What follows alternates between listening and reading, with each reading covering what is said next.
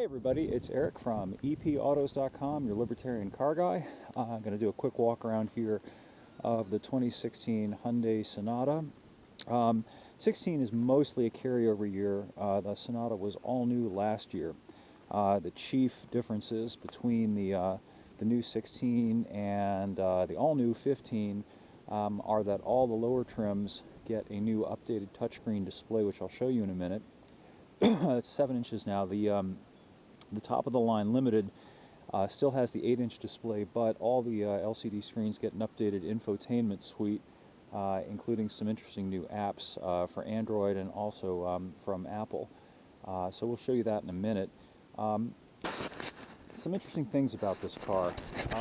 It's available with 3 engines, which is unusual for the class. Most of the cars in this class offer 2 engines, a base and an optional. With the Sonata, you can get the base 2.4 liter 4. It's not turbocharged, makes about 185 horsepower, so class competitive with the base 4s in the Camry and the Accord. And then you can step up to the Performance 2.0 turbocharged 4. But the interesting thing about that engine is that its performance isn't actually all that much of an improvement over the base 4. And so equipped, this car is not nearly as powerful or as quick as the V6 powered versions of the Camry and the Accord. So the engine that I'm going to steer you toward if you're looking at this car, which is a really nice car overall, and I'm going to show you some more things about it in a minute, is the 1.6 liter turbocharged 4 that's available in the Eco trim. Let me walk around to the front of the car. I got to trim this tree. Stupid thing.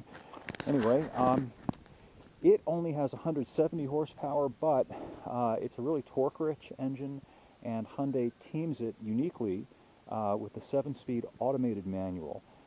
Both of the other 2 engines that come in the Sonata come with conventional 6-speed automatics.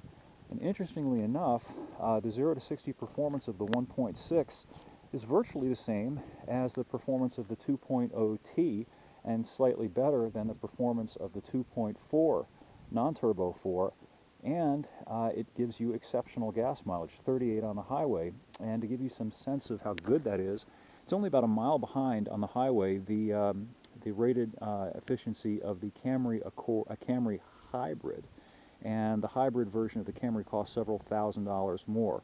So it's a really sweet deal, sweet package. You get the performance and you get the gas mileage. So that's the one that I would probably buy if I were going to buy this car. Let's look at the inside of the car. Now, something that I noted in my review, I'll give you the actual stats in the actual written review, which is up at epautos.com, is that relative to the other cars in this class, Hyundai chose to really emphasize front seat roominess. It's significantly more roomy in terms of legroom, particularly up front, than other cars in this class by several inches versus the Camry and the Accord. But in the back seat, there's always a compromise. It's a bit less roomy than in the Camry and the Accord by several inches. However, and I mentioned this in the review too, just in case Hyundai's watching, I want to be nice and scrupulously fair. Okay, I'm sitting in the car.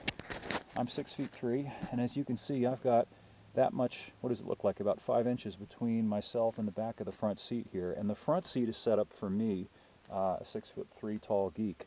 So really it's kind of an academic difference. Don't be swayed by the stats. Go sit in the car yourself and see what you think about it. Alright, let's have a look at the interior, including the new gauge cluster. One thing that's kind of interesting, surprisingly, have a look, it still has a physical key. This is one of the rare, I test drive new cars every week, and it's becoming very rare to actually have to deal with a physical key. Not that that's bad, this is, physical, and it's not going to break probably, and it'll probably outlast the car. Anyway, let's turn that on and let it scroll up, and you can see the updated, slightly larger touchscreen, which is a nice touchscreen, pretty easy to use, straightforward inputs and buttons, and you can swipe it like a smartphone to get to the various functions. I also like that most of the other controls here, nice buttons and knobs. In particular, look at that. That's something else that's getting fairly rare to see, is a knob to control fan speed instead of something that you have to push. You just turn this. It's a lot more intuitive.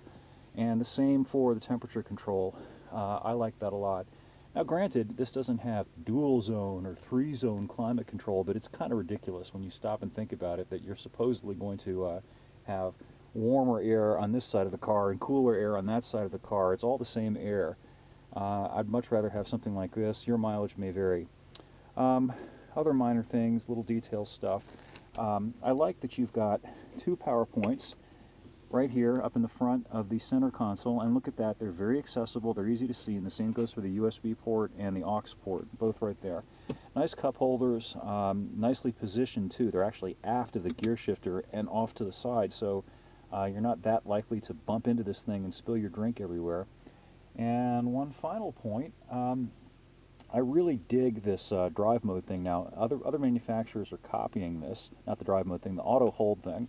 You push a button while you're at a traffic light, let's say, and you can take your foot off the brake and the car won't move. Hyundai was the first to pioneer that, and everybody else is kind of copying it now. So it's got that. Anyway, overall, I dig this car. The only thing I don't dig about it is that the 2.0 T turbo engine that's available in the Limited and the Sport really needs some more power to justify its price, especially relative to the Eco. That's the one you ought to look at. That's my 50 cents. Anyway, thanks for viewing, and stop on by epautos.com for more, and we will catch up with you next week.